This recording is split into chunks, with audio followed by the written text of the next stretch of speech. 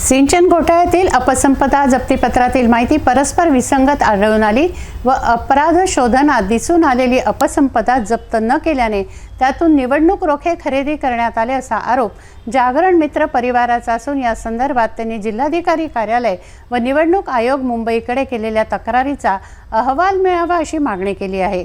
या संदर्भातील म्हणणं त्यांनी पत्रकार परिषदेत मांडलं। सचिव जागरण मंच ही आमचा NGO आहे।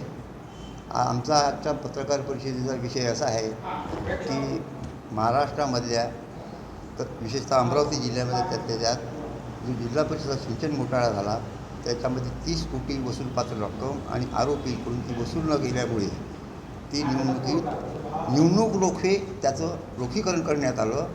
त्याच्यामुळे होणारी आगामी लोकसभा निवडणुकी धन प्रभावाच्या अंतर्गत होण्याची दाट शक्यता आहे।